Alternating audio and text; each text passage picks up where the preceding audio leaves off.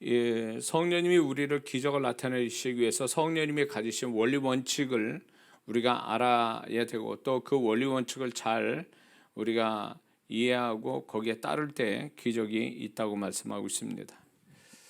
오늘 이 교회 안에 예수 믿는 사람의 오늘 살아가는 우리 예수 믿는 사람의 신앙의 치명적인 어떤 문제가 있는 태도가 몇 가지가 있는데, 첫 번째는 세속적인 것이 문제인 거죠.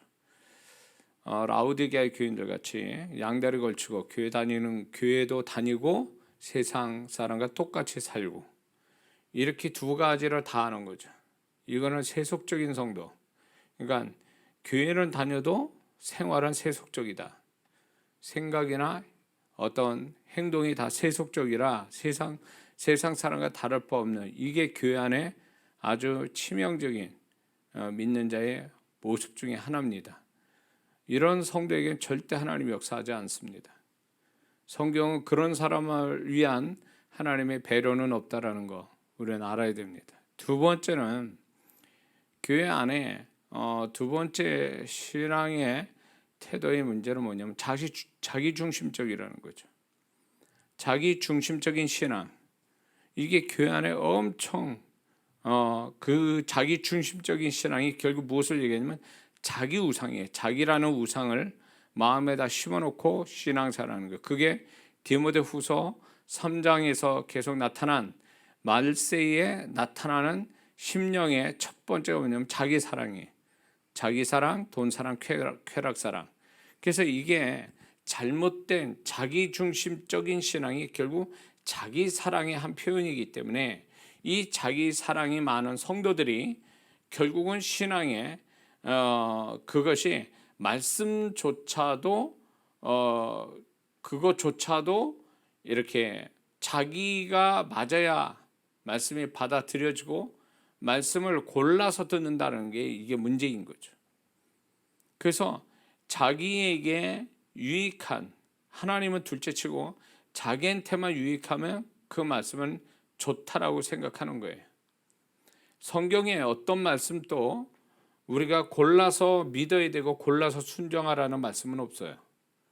근데 오늘날 자기 사랑, 자기가 우상이 된 신앙 때문에 하나님조차도 감당하지 못하시는, 그러니까 하나님조차도 그 영혼에 대해서 소위 말해서 그 사람이 자기 중심적, 자기 사랑으로 자기 우상을 가지고 신앙생활하는 것에 대해서 하나님도 어떻게 할 수가 없다라는 거예요. 하나님이 유일하게 이기시지 못하는 것이 인간의 마음이에요. 그게 우리가 어떻게 이해를 해야 되냐면, 전도할 때 보세요. 하나님이 그 사람을 구원하려고 해도 복음을 들어도 안 믿겠다고 마음을 딱 닫아두면 그 사람은 영원히 구원 못 받는 거 똑같은 거예요. 강제로 하나님이 그 사람 마음을 강제로 제껴가지고 예수 믿게 하시지는 않거든요. 그런 어떤 오늘날 성도의 신앙이 어떻게 보면 하나님의 중심으로, 또 하나님을 사랑하고 말씀을 사랑하고 또 영혼을 사랑하는 이런 어떤 정말 진정한 사랑으로서 신앙생활하는 게 아니라 자기 사랑, 돈 사랑, 쾌락 사랑, 이런 잘못된 세 가지 우상이 그 마음속에 있어서 그걸 가지고 신앙생활하는 거죠. 표가 안 나잖아요. 겉으로는 그 사람 마음속에 무슨 사랑으로 신앙생활하는지. 그러니까 교회 다닌다 그래서 그 사람이 다 예수 믿는 사람이 아니라는 거죠. 구원받은 사람이 예수 믿는다? 그 사람이 정말로 구원받았는데, 구원받은 사람이 정말로 하나님이 인정하실 만한 그리스도인으로 거듭나서 그분의 사람이 되어가는, 이것은 이 구원으로부터 시작이 되는데 구원에서 끝나버리는 성도들이 너무 많다는 거죠. 그래서 정말로 교회를 다니고 구원받았다 그래서 그 사람이 정말 온전한 주님이 바라시는 그리스도인이냐? 절대 그렇지 않다는 거죠.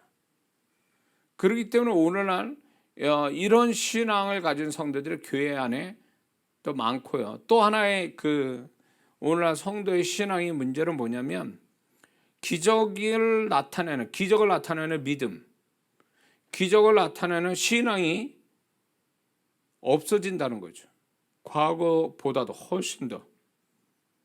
그래서 신앙생활을 해도 계산으로만 신앙생활하고 행위로만 신앙생활하지, 하나님이 성경에 나타난 대로 그런 역사, 그런 기적을 우리에게 베풀어 주신다는 것을 안 믿는 성도는 너무 많아요.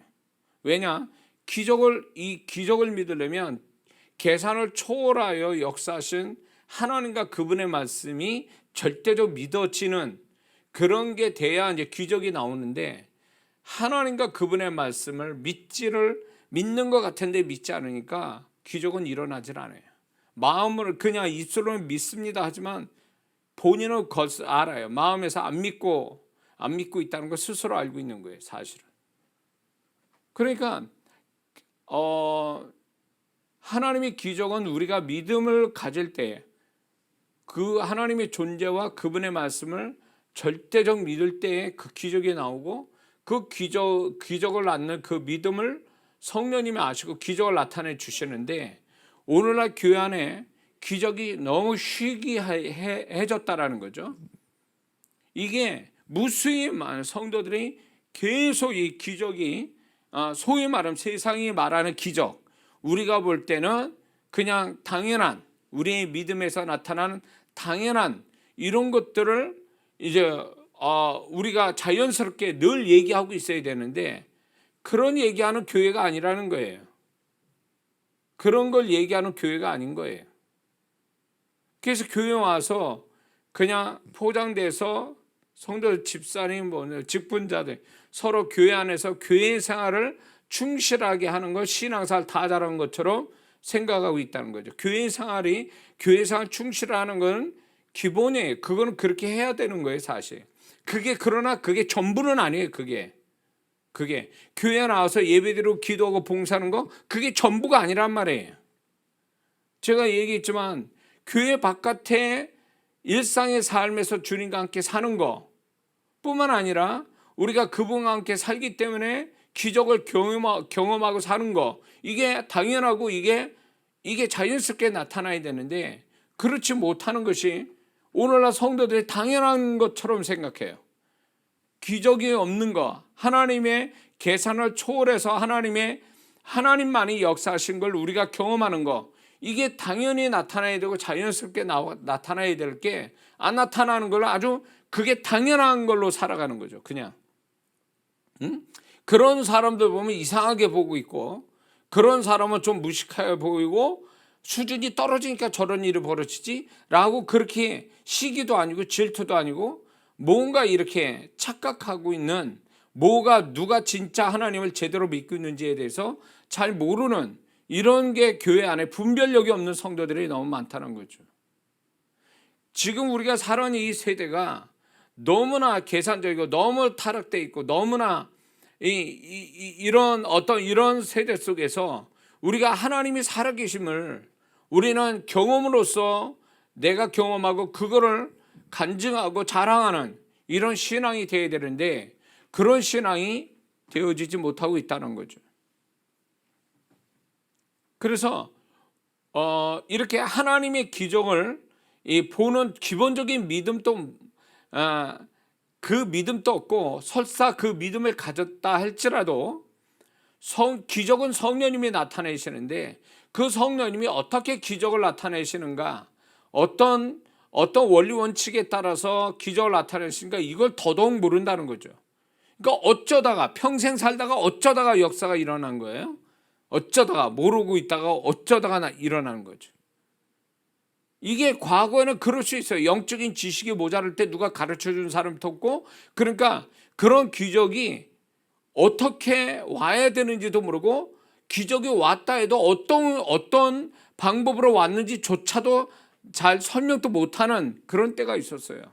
그러나 지금 이제 주님이 가까운 이때에 그분은 우리에게 심지어는 천국도 보여주시고 지옥도 보여주시고, 그것도 안 믿는 사람한테 천국과 지옥을 보여주시고, 그리고 하나님이 정말로 엄청난 능력을 가지고 지금 믿는 자 속에 역사하기를 굉장히 원하시는데, 그런 것들을 우리가 그런 세대에서 하나님은 그런 마음을 쫓아서 우리가 그분의 기적을 보면서 그분을 높이고, 그리고 또한 우리의 신앙을 확실히 하는 이런 신앙을 하나님이 갖기를 원하신다는 거죠. 그런 면에서 우리가 기적을 희귀하게 볼 게 아니라 기적은 당연하고 기적은 자연스럽게 우리에게 나타나는 현상이라는 것을 우리가 그렇게 받아들여야 된다는 거죠.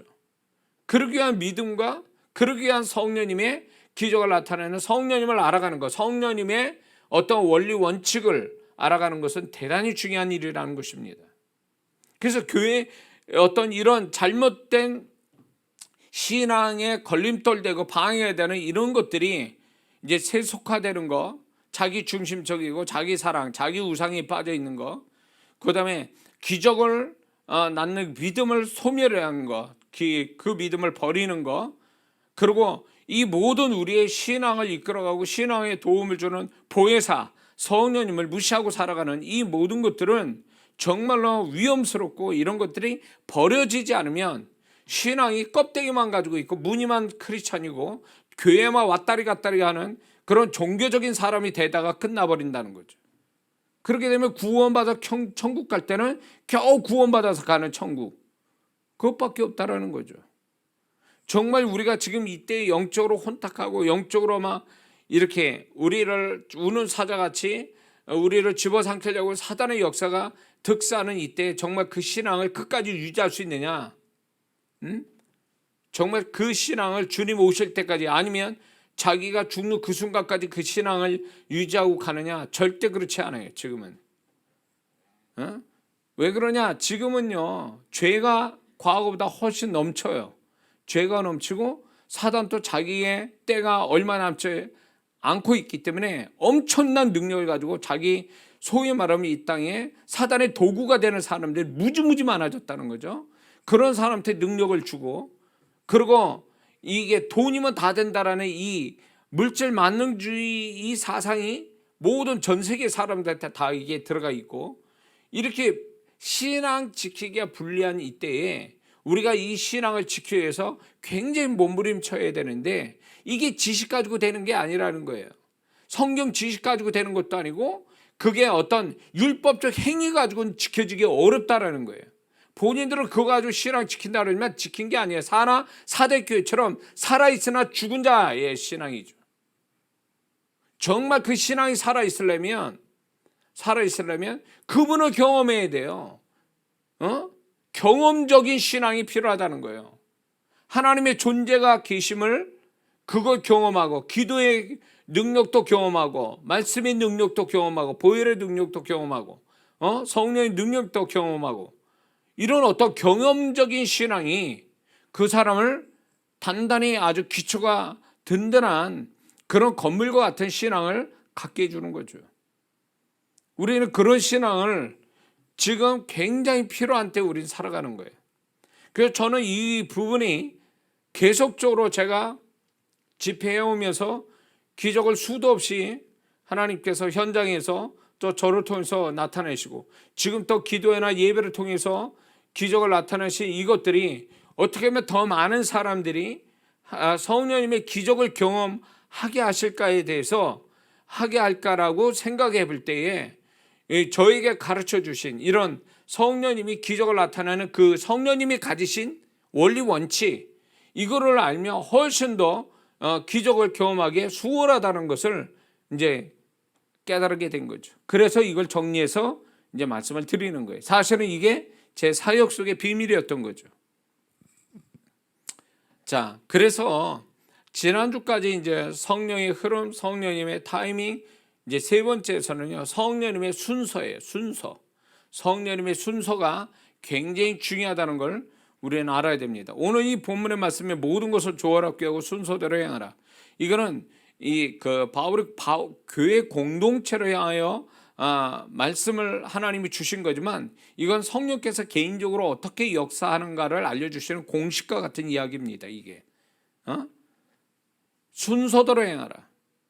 하나님의 역사를 일으켰는데 그분은 뒤죽박죽으로 막 엉망으로 그런 즉흥적으로 일하시는 분이 아니라는 거죠. 그분은 정확하게 그분의 순서대로 이루어 가신다는 거예요. 우리의 순서가 아니라 그분의 순서대로. 자, 우리가 살아가는 데 있어서 정말 똑똑하고 지혜로운 사람, 그리고 정말 인생을 알차게 잘 사는 좋은 결과를 가져온 사람의 특징이 뭐냐면 우선순위가 분명하다는 거예요. 우선순위가 지혜롭게 우선순위를 잘 정하고 살아간다는 거예요. 똑같은 시간을 쓰면서도 어떤 사람은 우선순위가 잘 돼 있어서 좋은 결과를 가져오며 사는 사람인가 하면 같은 시간을 써도 아무런 결과도 가져오지도 못하고 고생만 하고 이렇게 끝나는 사람도 얼마든지 있어요. 그런데 그 차이는 뭐냐? 우선순위의 차이예요. 우선순위를 제대로 했느냐?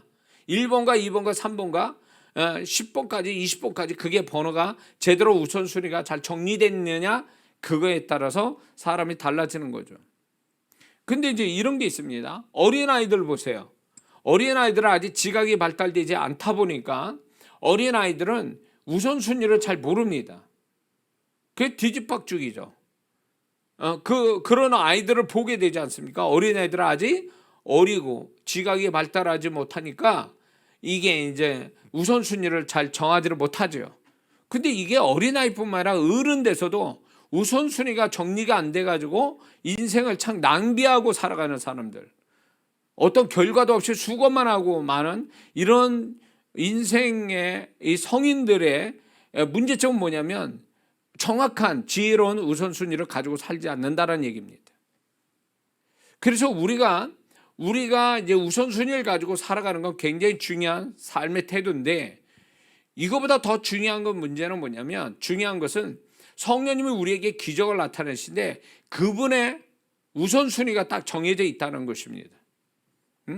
그분이 우리를 축복을 하시는 데 있어서 우선순위를 가지시고, 그분이 우리가 가진 우선순위보다 훨씬 지혜로운 우선순위를 아시고 또 그 우선순위에 따라서 역사하시고 그 우선순위에 따라서 우리를 또 이끌어 가신다는 것입니다. 그래서 우리는 우리의 삶과 신앙이 성령이 순서대로 해야만이 성령께서 주시는 결과를 이렇게 볼 수가 있다는 것입니다. 우리가 아무리 열심을 내도 예수 믿는 사람은요, 자기가 가지고 있는 우선순위가 지혜롭다 해서 그거대로 인생이 잘 굴러가는 거냐? 결코 그렇지 않아요. 본인이 가진 우선순위와 성령님이 그 사람을 향한 우선순위가 같이 맞아 떨어져야 돼요. 자, 우선순위가 성령님은 그 사람에게 있어서 그게 1번인데 그 사람은 우선순위를 지혜롭게 판단해가지고 그걸 3번에다 뒀다면 이게 성령님의 우선순위하고 그 사람이 가지고 있는 우선순위, 믿는 자의 가지고 있는 우선순위가 다르기 때문에 그 사람은 자연히 성령님이 그 우선순위에 따라서 뭔가 기적을 나타내고 축복을 주시려고 하는데, 우선순위가 이 본인이 우선순위를 잘못 정해가지고 성령님과 이렇게 부딪히는 거죠, 이게. 그러니까 결과가 나오지 않는다라는 거죠. 그러므로 우리의 최선의 삶과 신앙은 우리 지혜로서 정한 순서대로 사는 것이 아니라 성령께서 이끄시는 순서대로 사는 것이 최선의 삶을 사는 것인 걸 우리는 알아야 됩니다. 그래서 우리는 항상 하나님을 배제해놓고 생각하면 위험해요. 내가 내 인생이니까 내 마음대로 한다? 그러니까 내가 그거 하고 자기가 주권이 있다, 내 인생에. 두 번째, 나는 똑똑해서 내가 정한 것이 그게 잘하는 것이다. 이 두 가지가 성령님의 흐름, 성령님의 어떤 우리를 이끌어가는 순서대로 이끌어 가시는 것에 반대로 이렇게 충돌나게 만드는 거죠. 그런 부분이. 그러면 하나님이 우리보다 더, 성령님이 우리보다 더 우리를 더 잘 알아서, 또 우리의 상황이나 우리 존재를 알아서 우리의 어떤 그 모든 것들이 축복과 기적을 나타내는 순위를 딱 정해놓고 이끌어가는, 이거대로 흘러가게 하려고 성령이 이끄는데 나는 순서가 틀려요. 그렇게 되니까 자연히 뭘 해도 이게 뻑뻑한 거예요. 뭔가 해도 돕는 어떤 나를 도와주고 있다라는 느낌도 없이 나 혼자 애쓰다가 아니면 또 저항감을 받아가면서 사는데 또 그렇게 해도 결과는 나와 있지는 않고, 이거는 결국은 뭐냐면 성령님과 우선순위가 충돌이 나기 때문에 그런 결과가 나오는 거예요. 그럴 때는 우리는 과연 내가 가지고 있는 이 우선순위가 정말 이게 하나님, 성령님이 나를 향하신 우선순위하고 맞아 떨어지는가에 대한 그거를 분명히 분별할 필요가 있다는 거죠. 우리가 성령님이 이끄시는 순서대로 살아간다면 분명한 것은 그분이 그 순서대로, 우선 순서대로, 순위대로 살아갈 때에 그걸 살 수 있는 힘도 주시지만 그런 우선순위에 따라 살면 반드시 그분이 그 결과가 기적이고 축복이라는 거, 우리가 이거를 잊지 말아야 됩니다. 자, 그리고 이제 이게 성령님이 주시는 우선순위에 따라 살다 보면 덜 고생하고 덜 수고하게 돼 있거든요. 더 많이 수고하고 더 많이 고생하는 게 아니라 덜 수고하고 덜 고생한다는 거예요. 성령의 순서대로 가면. 그래서 제가 이제 한 예로 어떤 성도를 기도해 줄 때 우리 교회는 그렇게 하지 않습니까? 예배를 먼저 드리고 그 다음에 제가 이제 기도를 해주는 게 원칙이에요. 제가 전에 이제 전화상으로 상담해서 기도해줘서 역사는 일어나는 경우도 있지만 그런 성도분들이 그러면 하나님을 잘 섬기고 신앙생활 잘해서 더 좋아졌느냐면 그렇지 않은 걸 발견할 때가 많아요. 왜 그러냐?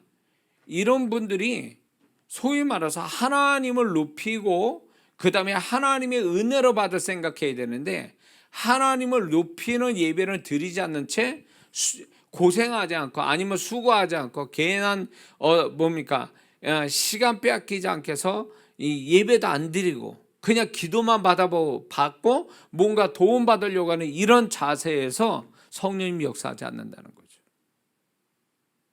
그분의 순서는요, 그래서 그분의 순서는요, 우리에게 축복을 주시는 그 순서는 예배 드리고 그 다음에 기도 받아야 되는 거예요. 예배 드리고 헌금하는 거예요. 이게 순서를 그렇게 가야 성령님이 역사를 하지. 어떤 사람은요, 기도하자고 그럴 때 기도 안 해요. 그렇다 딴짓거리 하고 있다. 아니면 그 시간에 안 들어와. 일부러 안 들어왔다가 나중에 이제 뭔가 말씀을 전하거나 아니면 어떤 이렇게 사역을 이렇게 할 때에 뭐 대원 사역하는 이럴 때에 그때 이제 귀담아 듣고 이래요. 그러면 이게 하나님을 높이는 게 우선이 돼야 하나님이 그 사람한테 은혜를 베푸는데 하나님 앞에 높이지 않고 자기 편한 대로 해서 그렇게 하면 역사가 오느냐? 절대 그렇지 않아요. 온다 해도 그 사람은 언젠가 소멸될 겁니다. 그거. 왜냐하면 성령님의 순서라는 게 있어요. 그분이 이끌어갈 때 이런 계단 밟듯이 짝짝짝 이렇게 그분이 원하시는 순서대로 갈 때 표적이 오지, 순서로 안 밟고 내가 원하는 순서대로 밟아간다 그러면 그 사람 뜻대로 되지는 않는다라는 거죠. 기도할 때도 예를 들면 또 기도할 때도 이런 게 있습니다. 내가 순서로 정해놓고 기도를 해요. 그러나 성령님이 기도하다 보면 성령님이 기도를 인도하고 지도를 하시는데 내 순서대로 기도하지 않게 하시는 경우가 있어요. 뒤죽박이 되죠. 분명히 나는 1번부터 10번까지 딱 순서로 정해놓고 하는데 기도하다 보면 내 순서대로 안 가요. 성령께서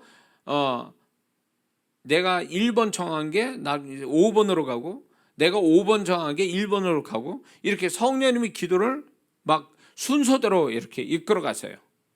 그러니까 이게 고집이 세고 자존심 강하고 고정관념이 세고 이런 사람들이 성령님의 역사를 못 보는 이유가 왜인 줄 아세요? 자기가 정한 대로 모든 걸 가야 돼. 자기가 정한 대로 모든 걸 해야 돼. 그러니까 성령님이 역사를 안 하시는 거예요. 못 하시는 거예요. 그 자기가 주권을 가지고 막 그걸 성령님이 역사할 틈도 안 주고 자기가 주권을 가지고 움직이니까 성령님이 역사를 안 하시는 거예요. 못 하시기도 안 하시고. 응? 그분이 기적을 나타내야 되는데 나는 이렇게 해야만이 나는 기적이 온다. 자기가 정하고 있어요. 이렇게 하면 기적이 올 것 같아서. 그게 맞냐고. 기적을 베푸신 분은 따로 있는데 자기가 기적을 나타내는 것처럼 기적을 나타낼 수 있는 공식을 가지고 있는 것처럼 자기가 기적을 나타낼 수 있는 어떤 능력이 있는 사람처럼 그렇게 했다가는 그게 안 나오는 거죠. 안 되는 거예요. 그래서 기도를 이렇게 예를 들지만 기도를 할 때도 어떤 기도는 삭제를 시키고 성령께서 어떤 기도는 또 집중해서 더 길게 하고 어떤 기도는 짧게 하게 하시고 이런 어떤 기도 속에서 그분의 순서가 바뀌어요. 막 순서가 어떤 순서가 들어오고 있던 순서도 없어지고 어떤 기도는 더 길고 어떤 기도는 짧고 막 이게 뒤죽박죽처럼 보여요. 내 입장에서 보면. 그러나 성령님은 그게 네 순서지 내 순서는 아니다. 그래서 기도의 순서를 정해놓고 이끌어 가시는데 그걸로 따라갈 줄 알아야 되는데 그렇게 따라가지 못하고 자기 마음대로 정하고 가는 거죠. 그러니까 안 되는 거예요. 자, 또 하나 또 예를 들자면 지금 성령님은 타이밍에 관해서 지난주 얘기했지만 성령님은 지금 기도시키기를 원하세요. 그게 1번이에요 지금. 근데 이 사람은 뭐라고 했냐면 나가서 전도한다고 그래요. 전도하고 기도하는 거는 좋은 일이에요. 그러나 문제는 뭐냐? 순서가 틀렸어. 순서가 틀렸다고요. 국어 시간에 수학 풀고 있고 수학 시간에 국어책 펴놓고 순서가 틀렸다고. 학교가 정해놓은 수험표대로 순서대로 이렇게 공부가 돼야지 자기 마음대로 그렇게 표를 만들어 가지고 한다면 그 사람 학교 다니지 말아야 돼요. 학교 다니지 말고 지 혼자 공부해 가지고 검정고시 봐가지고 학교 검정고시 봐서 뭐 중학교 고등학교 대학교 가는 게 낫지. 학교에서 그렇게 정해준 대로 가는데 그 자기보다 더 권위 있는 학교에서 만들어준 거대로 가야지. 그래야 되는 거 아니에요? 근데 믿는 자도 그래요. 기적은 누가 나타내냐고, 축복은 누가 만들어 주는 거냐고. 내가 만드는 것이 아니잖아요. 내 표에 의해서 내가 만드는 어떤 그 잘 짜진 내가 나름대로 지혜롭게 짠다고 해서 거기서 기적이 오는 게 아니에요. 그분이 원하시는 순서대로 가야지. 순서대로. 응? 이런 성도가 없기를 바라는데 큰 교회 다니다 보면 몇 부 예배가 있죠. 몇 부 예배 드리는.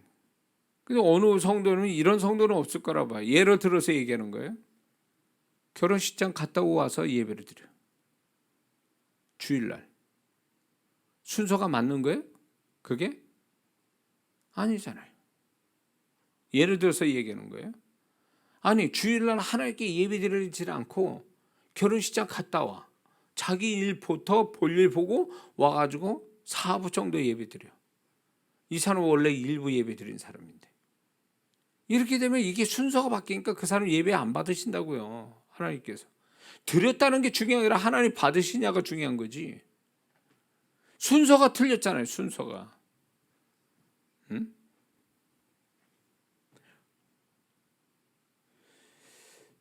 우리가 우리 마음대로 우리가 지혜롭게 한다고 순서 짜놓고 간다고 해서 그게 잘하는 것만은 아니에요. 우리는 세상 사람과 달라요. 하나님의 간섭과 하나님의 이끄심, 하나님이 다스리심을 받고 사는 사람들이에요. 응? 이스라엘이라는 이름이 뭐냐면 하나님이 지배하신다. 하나님이 다스린다. 그런 뜻인데 야곱이 그 이전까지는 자기가 마음대로 그렇게 살았지만 하나님의 다스림 받고 살아가는 그 삶이 드디어 그의 인생에 새로운 어떤 변화를 또 가져오죠. 새로운 축복을 받게 되고 그게 뭐냐면 거기에서 중요한 우리에게 계시하시는 게 우리가 이 하나님의 통제를 받고 하나님의 순서대로 살아가는 것이 그게 내 인생 잘 사는 비결이다 그거죠. 제가 이제 사역 속에 이렇게 보면요. 저도 이제 그 고정관념이 깨졌는데 집회를 막 이렇게 하다 보면 사람이 많잖아요.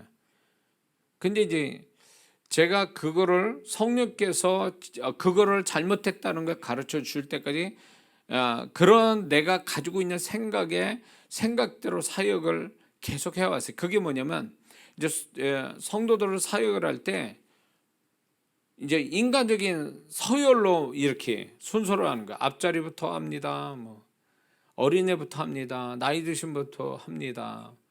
또 내가 안면이 있는 사람부터 합니다. 이런 식으로. 그러니까 내가 인간적인 어떤 뜻을 가지고 그걸로 순서를 정해놓고 사역을 하는 거예요. 근데 언젠가부턴가 그걸 계속 반복이 되다 보니까 뭔가 찜찜하고 뭔가 석연치 않는 느낌을 받는 거예요. 이게 이게 성령님이 순서가 아니라 내가 만든 순서 따라 했기 때문에 문제가 됐다라는 걸 나중사 하는 거예요. 오랜 시간 좀 지난 다음에. 그래서 이제 성령님께 이제 이런 부분을 제가 이제 물었을 때 성령님께서 아니다, 그렇게 하는 게 아니라는 거예요. 성령님의 마음 주신 사람부터 막 하라는 거예요. 그게 1번이고 그 다음 사람에 대한 마음 주시면 그 사람을 하고 그 다음 사람 끝나면 또 그 다음 사람 마음 주시면 그 사람하고. 그러니까 순서가 내가 정한 순서가 아니라 성령님이 정하신 순서대로 내가 이렇게 이끌림 받으면서 기도해주고 안수하다 보니까 어떤 일이 벌어지냐. 그전에는 기도해주고 이런 게 굉장히 힘든 거예요. 역사는 없고. 근데 이런 성령님이 주시는 순서대로 하다 보니까 가면 갈수록 성령의 임재도 강하고 또 역사도 커지고 다양한 역사들이 또 나타나게 되더라, 그거예요. 쉼도 안 들고. 이게 성령님의 순서대로 가는 데서 오는 성령님이 주시는 은혜들이에요. 근데 우리는 나는 이제 똑똑하게 나는 좀 인간적이면서 좀 지혜롭게 한다고 하는 그 자체가 성령님의 순서대로 해서 역사 오는 것을 방해한 거죠. 그러니까 나는 수고는 했지만 성령님이 지지하지 않고 역사를 안 해주시니까 나만 고생하고 있는 거죠. 기도받는 사람도 아무 의미가 없는 거예요. 집회 가운데 그런 것들을 경험하고 나서 그게 아니구나, 이게. 그게 아니구나. 응? 자, 이런 부분들이 이제 제 사역 속에서도 있는데 우리 삶 속에도 그런 게 있다라는 거죠. 우리 삶 속에 우선순위라는 것이 지혜롭게 우선순위를 정해놓고 살으라는 얘기를 많이 하지요. 이렇게 자기 개발에 대한 그 강의를 하는 분들이 그러니 그 빠지지 않는 얘기가 우선순위의 얘기거든요. 근데 예수 믿는 사람은요, 자기가 만든 우선순위가 중요한 게 아니라 성령님이 나에게 요구하시는 우선순위가 있다라는 거예요. 그걸 알아채야 된다는 거죠. 근데 이제 우리가 흔히 이제 공식적인 우선순위가 있지 않습니까? 주일날, 예배, 기도, 전도, 이런 영적인 행위 같은 거, 이런 우선순위가 이미 우리에게 공식적으로 나와 있는 것들 있잖아요. 그런 것들이 1번이 돼야 되는데 그것이 1번이 되라고 주일이 첫날이잖아요. 11조가 첫 예물이잖아요. 왜? 우선순위로 1번이니까 그게. 근데 왜 11조 드리고도 축복이 안 되냐? 11조는 첫 번째 드려야 되는 모든 내가 가지고 있는 수입에서 첫 번째로 하나님께 드리는 건데 첫 번째가 아니라 마지막 번에 가서 드린다든가 1일 날 받았는데 31일 날 그때 헌금한다든가 11조. 이런 식으로 순서가 바뀌어버리니까. 그리고 이제 1번은 만약에 1일 날 월급 탔어요. 그러면 1일 날 이게 먼저 하나님께 드려야 될 것이 1번이 돼야 나머지 것에 대한 축복을 또 주시는 건데 11조의 축복도 따르는데 1일 날 받아놓고 11조는 31일 날에 1일 날 받아놓고 그 다음날 공과금을 1번으로 내.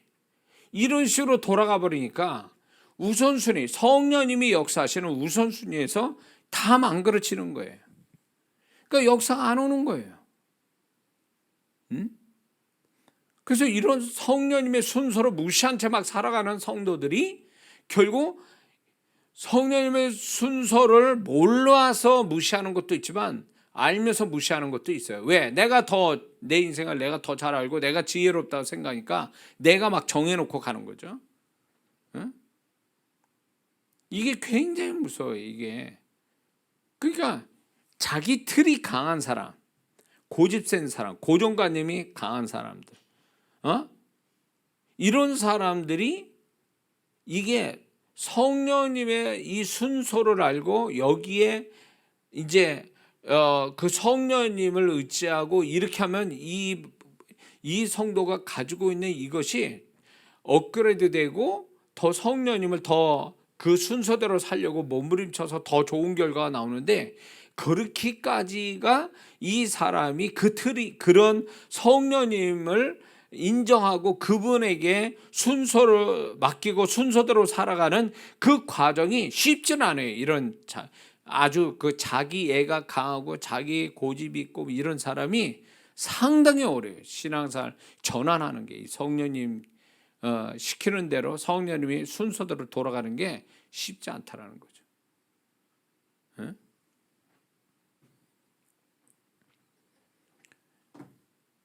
그래서 우리가 개인적인 신앙생활 하는 것도 그렇지만 우리의 삶에 있어서 삶과 신앙생활, 일상생활과 신앙생활이 거기에 다 성령님의 순서가 들어가 있다고요. 제가 얘기했잖아요. 기도해도 순서가 있다고요. 찬양, 지금이야 이렇게 하지만 집회 가운데 제가 찬양을 1시간 이상을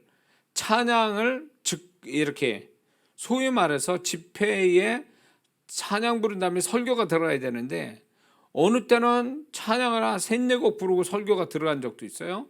근데 어느 때는 1시간 이상을 이 찬양 끝나면 다음 찬양이 생각나서 그 다음 찬양 또 부르고, 그래가지고 1시간 이상 제가 장장 1시간 반을 찬양을 한 적이 있어요. 같이 찬양을. 근데 놀라운 일이 뭐냐, 왜 성령께서 이렇게 설교로 바로 들어가지 않고 이게 좀 이렇게 상식에 벗어나게 찬양만 1시간 반을 하고 있으니까, 이게 억지로 부르는 게 아니라 찬양 하나 끝나면 다음 찬양이 생각나고 그 다음 찬양을 이렇게 왜 시킬까 했는데, 그 찬양이 거의 끝나갈 쯤 되면서 알게 된 게 뭐냐면, 그 찬양의 가사에서 성도들이 다 깨지는 거예요. 그러니까 이게 설교가 들어가기 전에 찬양에서 벌써 이미 심령들의 가사에 다 깨지고 거기에 임재가 오고 벌써 회개가 오고 치유가 오고 여러 가지가 역사가 그냥 막 오는 거야. 1시간만 동안에. 아, 이거구나. 성령님의 순서가 이거였구나. 에? 만약에 찬양 안 부르고 설교부터 했다면, 그래서 이렇게 집회를 하면 성령님께서 순서를 어떻게 할지를 저한테 계셔야죠. 그러니까 전혀 일반적 순서대로 가지 않는 경우가 허다해요. 그리고 내가 생각한 순서대로 가지 않는 경우가 굉장히 많아요. 내 나름대로 순서를 가지고 올라오죠. 그러나 진행하다 보면 성령님의 순서로 바뀌어요. 이렇게 바뀌도록 이끌어 가시는 거죠. 이게 제가 집회에서만 아니라 개인의 삶에서 그래요. 일상에서도 누구로 만나야 되고 누구로 만나지 말아야 되고, 이거를 먼저 해야 되고 저건 뒤에 가서 하고, 이런 것들이 성령님의 어떤 그 순서에 대한, 이게 순종하다 보면 이게 체질화돼 가지고 그 감각이 생겨요. 그냥 나중에는. 그러면 자연히 성령님의 순서 따라 살아가는 게 아주 수월해지는 거예요. 그렇게 하면은 덜 수고하고 덜 고생하고 그분의 손길로 인해서 좋은 결과, 생각지 않는 결과들이 뒤에 가서 나타나더라, 그거예요. 그래서 성령님이 우리를 기적을 나타낼 때 그분의 순서대로 가다가 기적이 나타나는 거지, 우리가 정하는 순서대로 간다고 해서 그분이 기적을 나타내는 게 절대 아니라는 거예요. 우리는 그런 부분에 대해서 얼마나 우리가 그 부분을 이렇게 우리가 그분을 존중하는, 성령님을 찬양 얼마나 하십니까? 성령님이 존중하고 성령님을 사모하고 성령님의 오시기를 찬양하는 그 가사들이, 그 찬양들이 얼마나 많아요. 근데 정말 나는 그런 찬양 가사 부르는 찬양 싱어의 정말 그 싱어들은 정말 그렇게 그런 마음으로 살까? 저는 그런 찬양 가사를 들으면 그러기에 또 의문이 생기더라고요. 찬양은 그렇게 불러. 근데 자기 삶은 그렇게 안 살아요. 그분의 주권을 인정하지 않아요. 그분을 무시하고 자기가 자기 마음대로 순서를 정하고 타이밍을 정하고 흐름도 지 마음대로 흐름 만들고, 그러니까 결국 보면 자기 혼자 살고 있는 거예요. 자기가 하나님 돼서 자기 마음대로 살고 있는 거지.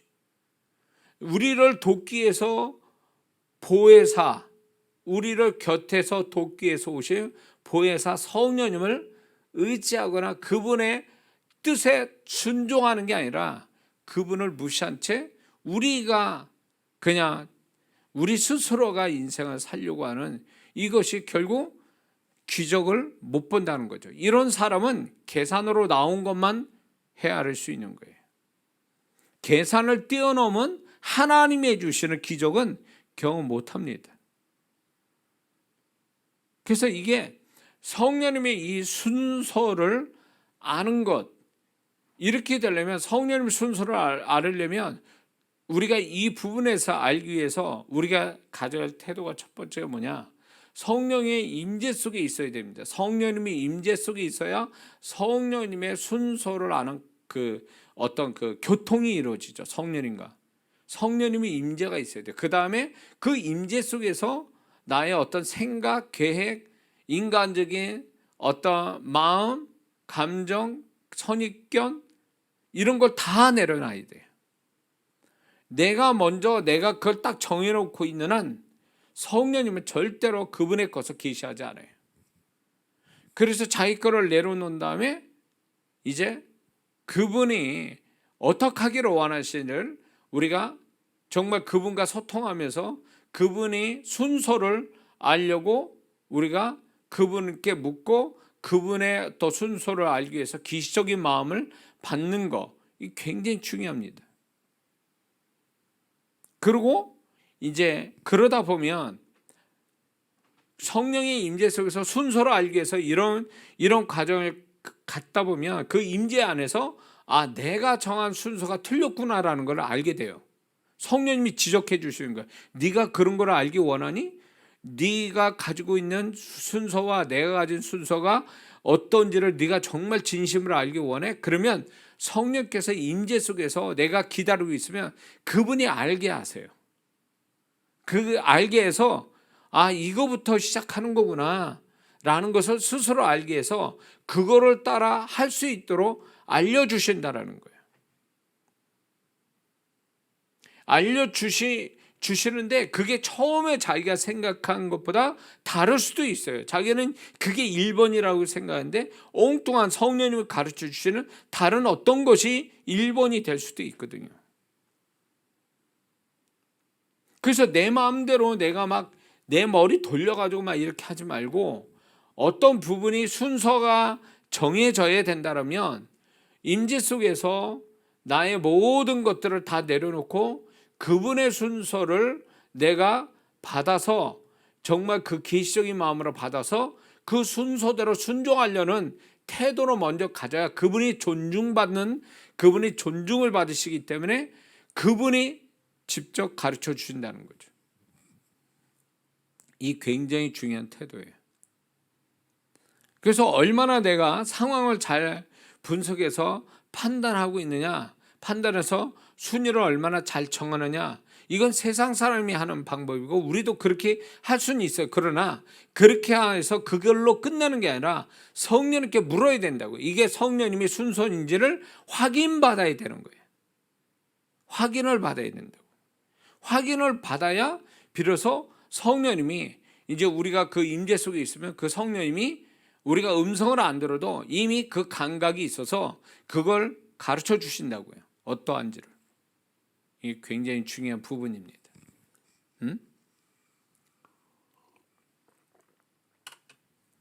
제가 집회할 때도 이렇게 사역을 할 때 직접 그렇게 성령님이 여기 한 100명 있다 그러면요, 성령님이 이미 순서를 100번까지 다 정해놓고 있어요. 나는 잘 모르죠. 근데 어떻게 하는 줄 아세요? 1번부터 가르쳐 주세요. 그 1번이 앞자리가 아니에요. 저 뒷자리에 있는 어느 사람일 수 있어요. 그 1번을 딱 가르쳐 주시면 그때부터 1번을 이렇게 사역을 하잖아요. 그러면 2번이 나는 누군지도 몰라. 그런데 1번이 끝나면 성령께서 2번을 알게 하세요. 그래서 100번까지 다 사역하는 거예요. 근데 이게 왔다 갔다 막 정신이 없어. 그래가지고 그분의 순서대로 하다 보면 놀라운 일들이 벌어지는 거예요. 놀라운 일들이. 가면 갈수록 성령의 역사가 굉장히 다양하고 아주 깊고 강하게 나타나는 걸 발견하게 돼요. 우리의 삶도 마찬가지예요. 제가 사역을 비유로 들었는데, 사역을 제가 경험한 걸 가지고 얘기하지만, 우리가 개인적인 신앙생활도 마찬가지예요. 뭐부터 해야 될지, 이런 것들을 잘 이렇게 성령님의 지도를 받으면 그분의 도우심도 오고 그 속에서 하나님만이 하신 일들이 나타나요.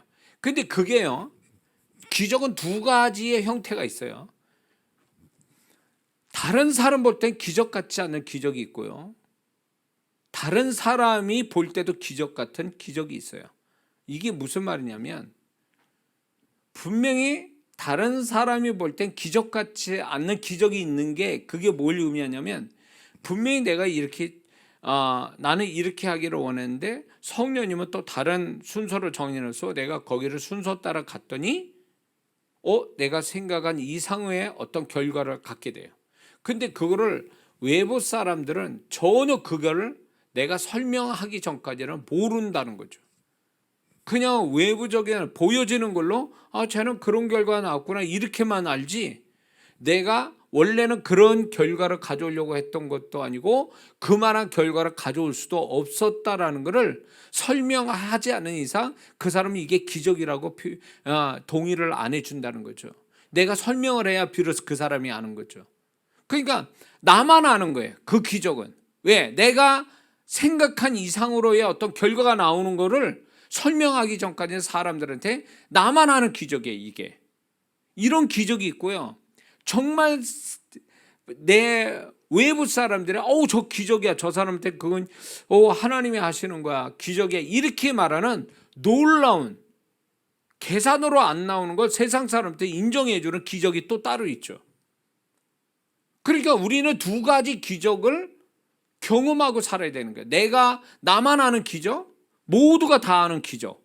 이 두 가지 기적이 어디서 오냐? 성령님이 이 성령님의 순서대로 가는 데서 오는 이 두 가지 형태의 기적을 우리에게 베푸신다는 거예요. 그러니까 우리가 너무 이 머리를 너무 많이 쓰는 거예요. 학교 교육에서 1 더하기 1은 2라는 이게 진리가 돼가지고 이런 공식 속에 살아가다 보니까, 이게 너무 세상 교육을 너무 철저히 받아놓으니까, 이게 하나님의 말씀은 중간에 구원받아서 하나님 말씀의 중간에 배우다 보니까 하나님의 말씀이 안 믿어지는 거야. 왜?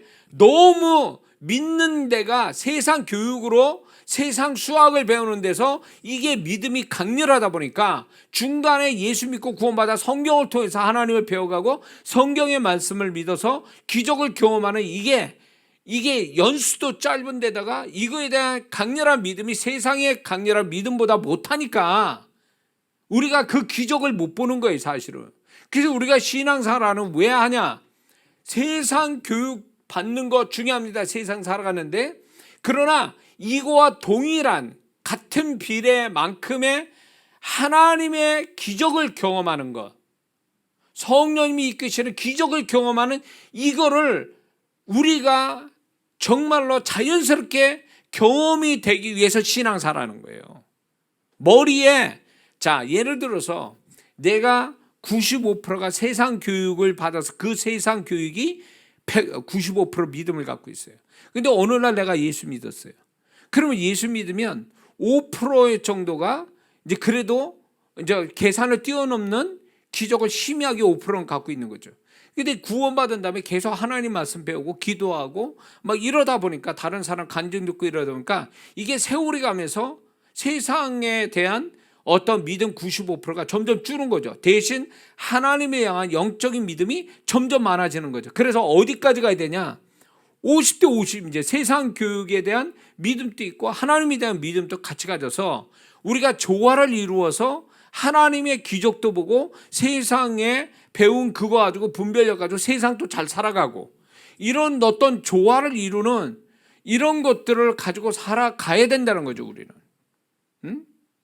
근데 너무 이게 세상 교육을 너무 철저하게 받아가지고 이게 계산만 믿을 뿐, 계산을 너무 믿으니까 계산을 초월한 하나님의 역사는 전혀 못 믿는 거죠. 그리고 더 나아가서 이 성령님의 순서대로 살아가서 성령님이 우리를 기적을 나타내 주신다는 건 아예 이거는 알지도 못하고 알아도 믿지 못하고 알아도 무시하고 이렇게 살아가는 거예요. 그러니까 살다 보면 인생이 자꾸 안 풀려가고 뭐가 이렇게 안 될 때 하나님은 그래서 은혜로 뭘 주시냐, 네 뜻대로 안 되는 인생이 내 은혜다 이렇게 가르쳐 주실 때가 있어요. 왜? 내 뜻대로 내 계산대로 되면 하나님 안 믿거든요. 예수 믿어도 구원받아도요 하나님과 그분의 말씀을 안 믿어요. 내 뜻대로 내 계산대로 되면. 근데 하나님이 우리에게 성령님이 기적을 나타내기 위해서 우리가 이게 얼마나 내가 잘못됐는가, 내가 계산하고 지혜롭게 해도 뭐가 나오지 않는다라는 이 반복돼서 이거를 실망과 어떤 이런 걸로 인해서 어떤 어려움을 당하고 괴로움을 당하는 이게 반복이 되면 사람이 어떻게 되냐, 못 믿게 돼요. 나의 생각을, 나의 지혜를. 이게 하나님의 계획이에요. 하나님 뜻이라고요. 그래야 하나님에 대한 믿음이 더 크게 가질 수 있으니까요. 만약에 자기가 생각한 대로 다 돌아가면 하나님 믿을 것 같습니까? 구원받아도 하나님 믿습니까? 교회 다닌다고 그런 교회만 다닐 뿐이지 그 사람이 정말 하나님을 믿어서 기적을 보는 사람이 될 수 있냐고요. 자기 계산대로 자기 생각한 대로 다 되고 있는데 지금 안 믿죠. 그렇게 되는 거예요. 그러니까 내 뜻대로 내 지혜대로 안 되는 게 또 은혜라고. 그게 지나가 보면 그거대로 됐다면 나는 하나님에 대한 믿음을 안 갖고 기적이라는 건 단어가 없는 거죠. 계산대로 자기 생각한 대로만 되는 거니까. 그래서 우리는 이게 아주 뼈에다 새겨야 될 게 뭐냐면 내 인생 내 것이 아니다. 그리고 그분이 나를 돕기 위해서 오신 성령님이 나를 이끌어 가시고 예수님을 그렇게 이끌어 가신 성령님이 오늘날 우리가 예수님처럼 우리를 또 이끌어 가시면서 그분의 어떤 도우심, 그분의 기적을 또 나타내시려고 그분은 우리에게 지금 돕고 계신다라는 이거에 뼈에 새겨서 이게 철저한 믿음이 돼야 되는 거예요. 우리는 믿습니까? 자, 그래서 성령님의 순서를 잊지 말아야 되고 이제 네 번째 이게 마지막이 될 겁니다. 성령님의 리듬 이것도 굉장히 중요합니다. 성령님의 리듬은 무슨 뜻이냐, 이 리듬이라는 건 많이 들어봤을까요? 근데 제가 국어사전 의미에서 이걸 찾아보니까 이렇게 뜻이 두 가지로 있어요. 음의 장단이나 강약 따위가 반복될 때의 그 규칙적인 음의 흐름, 이게 리듬이라고 얘기해요. 두 번째는 일정한 규칙에 따라 반복되는 움직임을 이루는 말, 이게 리듬이라는 거예요. 반복되는 거, 그 다음에 규칙적인 거, 이게 이제 리듬이라고 얘기하거든요. 근데 성령님이 기적을 나타내신 데는 그 음악에 비유하자면 4번의 4박자, 8번의 6박자 이런 아주 규칙적인 리듬을 따라서 그분이 역사를 나타내거든요. 근데 불규칙적인 어떤 리듬 속에서 성령님이 역사하지는 않아요. 그분의 역사는 굉장히 규칙적으로 흘러갑니다. 규칙적으로 진행된단 말이에요. 그래서 예를 들어서 성령님은 규칙적으로 역사를 하려고 하는데 내가 불규칙적으로 돌아간다 라고 한다면 역사 안 온다는 거예요. 왜? 성령님이 규칙적으로 돌아가는 리듬을 타고 가시는 거예요. 리듬을 갖고 계신다. 자, 예를 들면 여리고 성의 문여침이 하나님이 이렇게 얘기하시죠. 하루에 한 바퀴씩 돌고 제6일째 가서 7바퀴 돌아라, 이렇게 말씀해요. 이게 하나님이 기적을 나타내는 리듬이에요. 이게 하루에 한 번 거르지 말고 6일 동안 하고 제7일에 가서 7바퀴 돌아라, 이렇게 얘기하신단 말이에요. 그러니까 이게 이렇게 얘기하시는 이게 하나의 아주 굉장히 리드미컬한 거죠. 하나님이 야 오늘 하루 쉬고 이틀, 오늘 하루 돌고 이틀 돌다가 한 바퀴 돌고 그 다음날 하루 쉬고 또 한 바퀴 돌아, 이런 식으로 불규칙으로 역사하지는 이렇게 주문하시지 않았다라는 거예요. 이스라엘 백성에게. 이게 굉장히 중요한 거예요. 이 불규칙적인 리듬으로 가는 것은 성령님의 리듬이 아니고, 그건 자신이 육신의 생각과 어떤 환경에 따라서 불규칙적인 리듬을 만든 거지, 하나님이 바라시는 아주 일정한 리듬은 아니라는 거예요. 응? 우리가 기도를 할 때도 하루에 한 번씩 그 시간에 기도하는 규칙적인 성실하게 기도하는 사람에게 성령님이 역사를 주시지, 오늘 하루 기도하고 이틀 쉬었다가 하루 기도하고 또 그 시간에 기도하는 게 아니라 엉뚱한 시간에 또 기도하고, 이게 불규칙적인 어떤 리듬 속에서 한다면 이거는 절대로 성령님이 역사하지 않는다는 거예요. 그래서 신앙은 폭식하는 게 아니에요. 정해진 시간에 군대밥 먹듯이 정해진 시간에 밥 먹는 거 똑같은 거예요. 그래서 성실하게 하는 자가 하나님 역사를 보는 거예요. 그게 리듬이 있기 때문에 그런 거예요. 성령님은 리듬을 가지고 그 리듬을 같이 타는 자에게 역사 오지, 그 성령님이 리듬을 타지 않는 지 멋대로의 리듬을 가지고 불규칙적인 리듬을 가지고 하는 자에게 역사는 안 온다, 그 얘기예요. 폭식하는 자 어떻게 되겠습니까? 건강한 사람이 아니에요. 폭식하는 사람은요, 안 먹다가 오늘 왕창 먹어서 그 사람이 몸이 나만하질 않아요. 그렇게 되면 신앙도 마찬가지예요. 기도 안 하다가 한 달 후에 기도하고 있고, 예배를 3개월째 안 드리다가 한 번 와서 예배 드리고, 이런 식에서 거기에 무슨 하나님의 역사가 있어요? 성령님의 역사가 어떻게 그렇게 있냐고요. 그렇게 같으면 요령 피고 적당히 요를 펴서 타이밍 보고 그렇게 하는 사람이 역사를 경험하고, 우직하게 성실하게 하는 사람은 바보 같고 역사는 없고, 이렇게 나올 거 아니냐는 거죠. 하나님은 그런 분이 아니세요. 굉장히 성령님은 이 질서대로 순서대로 해라, 조화롭고 순서대로 해라. 이게 뭐냐면 일정한 리듬을 얘기하는 거예요. 일정한 리듬. 4분의 4박자, 4분의 3박자, 8분의 6박자 이처럼 딱딱딱 떨어지는 리듬을 가지고 하라고 얘기하지, 불규칙한 전혀 악보에 나오지 않는 리듬을 가지고 하라고 말씀하지는 않거든요. 예, 비유를 들자면. 자, 제가 이제 그 예언 사역, 특히 영감에 관한 사역, 예언이나 방언 통역이나 어떤 영분별하는 거나 이 영감에 관한 사역을 할 때, 이게 성령님이 이렇게 제가 사역을 이렇게 할 때, 저도 여러분들 모르지만 안에서 제가 리듬을 타거든요. 그분의 어떤 음악과 같이 4분의 4박자, 4분의 3박자 이런 리듬을 타면서, 리듬 속에서 있을 때 계시가고 리듬을 타면서 말을 하고, 또 그 성령님이 주시는 계시 밖에서 리듬을 타고, 그런 가운데 또 리듬을 탄 데서 또 이렇게 예언하고 어떤 대언하고 막 이러는 가운데 이 리듬 타는 데서 역사 오거든요. 불규칙적으로 역사 안 합니다. 그래서 이 영감 사역하는 분들은요, 왜 영감이 틀리느냐 할 때 불규칙적인 리듬을 가지고 사역하니까 헛소리가 나오는 거예요, 자꾸.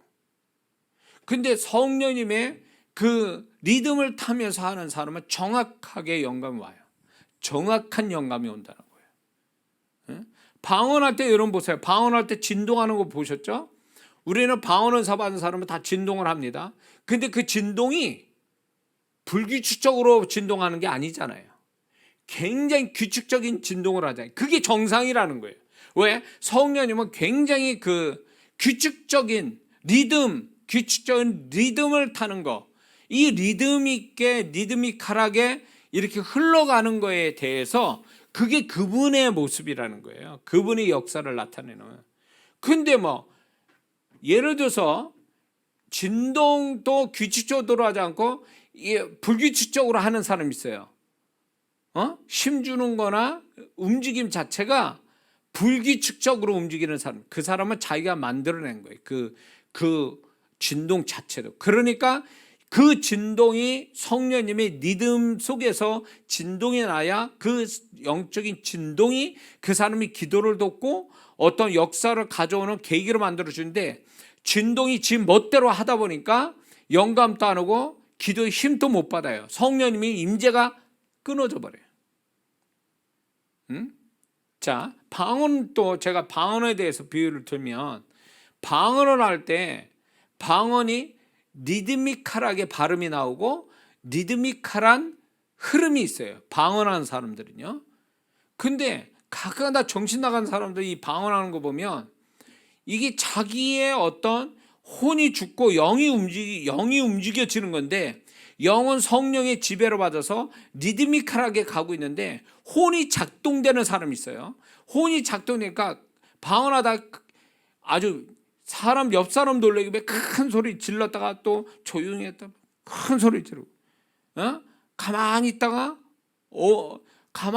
또 이제 어느 시점에 가서 또 왕창 기도하고 또 가만히 있다가 또 어느 시간에 확 폭식하듯이 그런 식으로, 이게 종잡을 수 없는 거예요. 그러니까 옆에 있는 사람이 같이 있을 때 불안한 거예요. 이게 방언하는 사람 그렇게 하면 안 되는 거예요. 그런 사람은 방언을 성령에 잡혀서 성령님이 리드미컬하게 방언하는 사람이 아니에요. 이 사람들은요, 자기의 혼에 지배받아가지고 지 멋대로 하고 있는 거예요. 발음 자체도, 이 발음도 성령님께서 발음을 시키면요, 이 발음 자체도 굉장히 리드미컬하거든요. 이 성령의 리듬을 타서. 근데 이게 방언의 발음을, 예를 들면 이런 거죠. 중국식 방언했다가 늘 중국식 방언하다가 어느 날 또 뭐 불어식 방언했다가 뭐 스페인 말하듯이 또 방언하고, 이거는 100% 이거는 자기가 조작하고 있는 게 방언 발음을. 이 사람은 방언하는 게 아니에요. 방언 흉내 내는 거지. 방언이라는 건 성령께 혀를 맡겨서 성령께서 발음하는 걸 발음하는 건데, 성령님이 굉장히 규칙적인 리드미컬하게 하시거든요. 리듬이 있단 말이에요. 그 리드미컬한 거를, 그거를 성령님이 하시는데 그거대로 안 가면요, 그 사람은 분명히 자기 멋대로 하고 있는 거예요. 그러면 성령님의 도움을 못 받는 거죠. 그렇게 되면. 그러니까 성령님이 이렇게 우리를 리듬을 타게 만드는, 리듬을 타고 흘러가게 만드는 것에 우리는 그냥 그 성령님이 끌려서 가다 보면 굉장히 힘 안 들이고 모든 게 이루어질 수 있어요. 그분의 리듬이 있단 말이에요. 역사를 일으켜 가는데도 리듬이 있어요. 예를 들어서 그 사람에게 뭔가 기도할 시간을 자꾸 주세요. 그러면 성령님이 기도할 시간을 주실 때 절대로 불규칙적인 시간을 주시지 않아요. 아주 규칙적인 시간을, 여리고성 그 법칙과 동일해요. 그렇게 가거든요.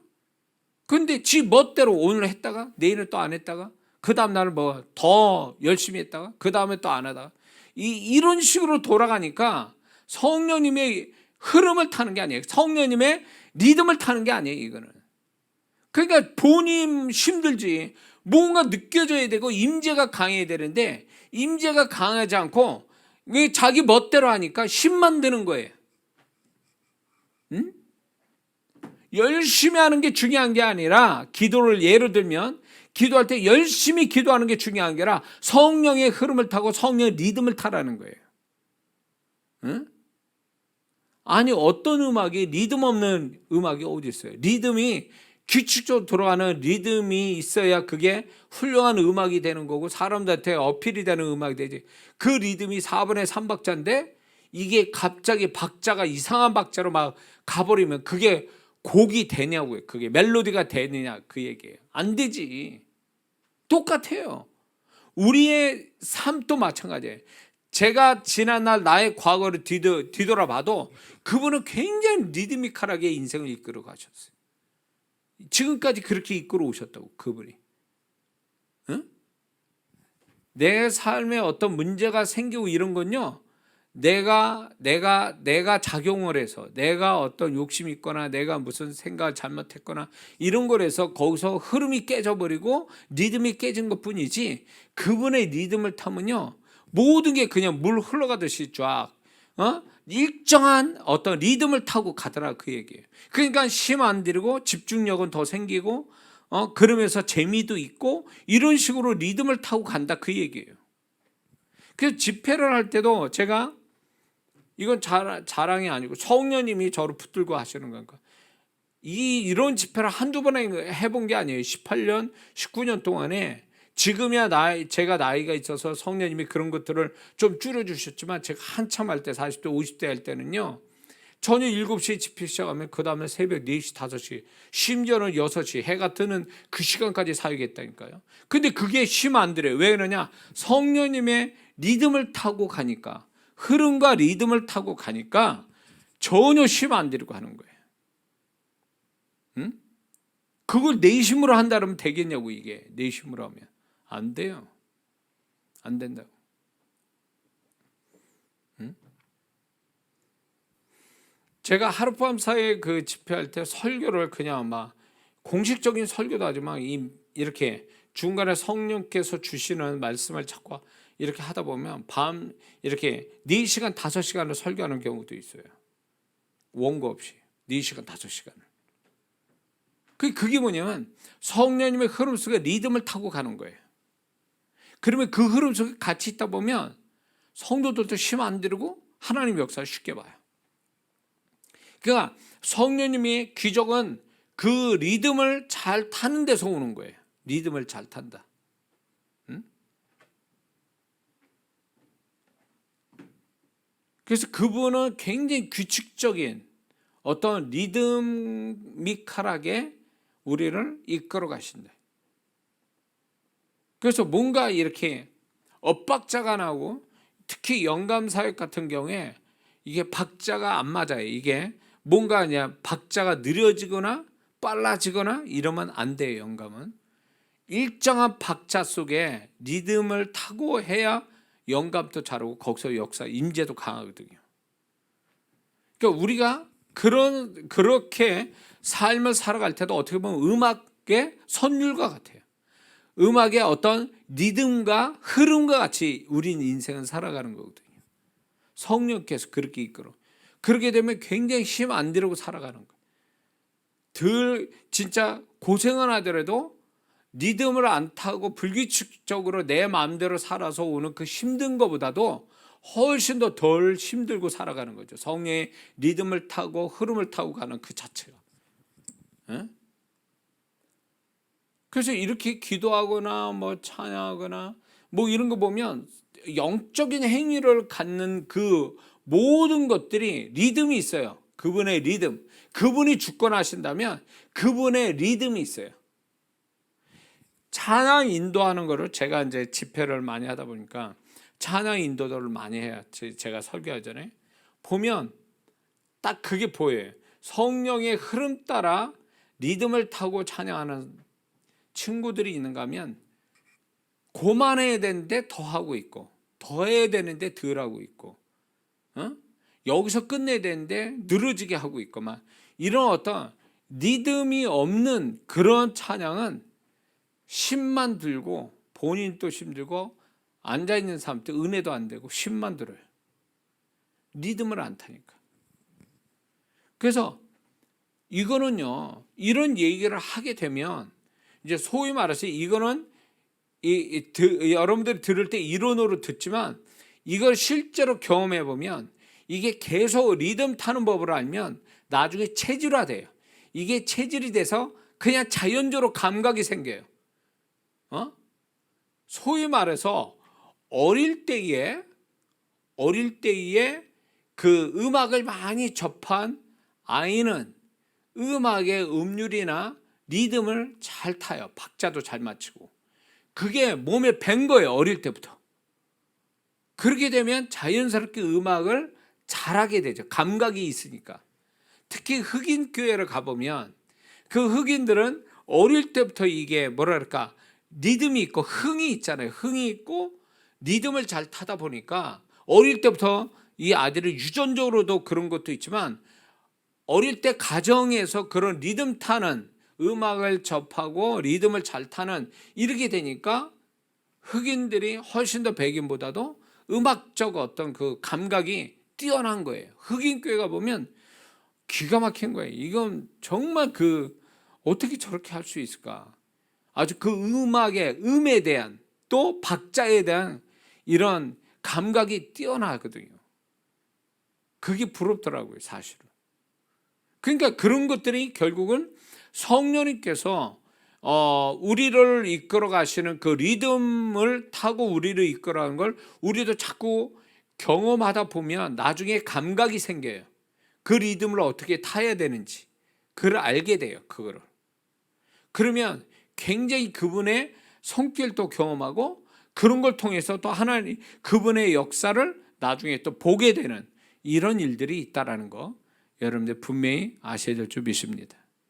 자, 그래서 기적은 그분이 나타내시는데 성령의 흐름, 그 다음에 타이밍, 그 다음에 순서, 그 다음에 리듬, 이 네 가지가 성령님이 가지신 원리 원칙이에요. 우리를 향하신. 그래서 우리가 거기에 맞춰져야지 그분 보고 나한테 맞추라고 이렇게 하다 보면 아무것도 안 이루어진다는 거죠. 성령님이 우리에게 정말로 우리의 모든 것 도와주시고 모든 역사를 일으키기 위한 창조 영으로서 우리에게 역사를 하시는데 우리가 이 부분을 잘 알고 경험이 돼야 돼. 이거는 제가 경험된 걸 정리해서 표현해서 여러분에게 알려드리는 거니까 여러분들이 이거 성령님의 이 네 가지를 여러분들이 여러분의 영적 행위 속에 신앙행위서나 아니면 자신의 삶 속에서 이거를 네 가지를 경험하게 되면 그 다음부터 그분과 함께 더불어 같이 사는, 그래서 그분의 도우심과 그분의 역사를 보는 건 어렵지 않게 볼 수 있다는 거 우리가 이걸 잊지 말아야 될 줄 믿습니다. 이해가 되셨죠? 자, 그래서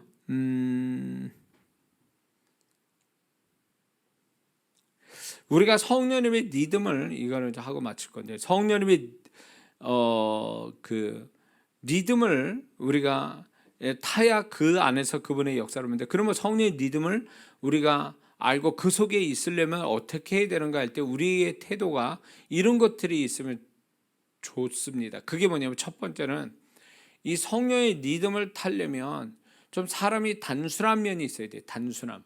이 복잡한 사람은 음악으로 말하면 불규칙적인 음을 갖고 있는 사람 같아요. 음과 박자를 갖고 있는 사람이에요.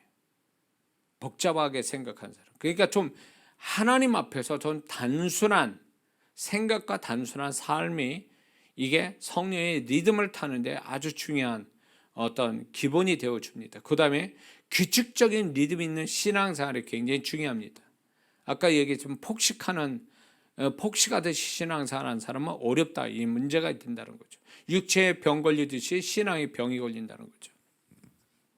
그 다음에 조급함과 불안감, 주변의식, 비교의식을 버리는 것이 좋습니다. 왜냐하면 이런 요소가 성령의 리듬을 타지 못하게 하기 때문에 그렇습니다.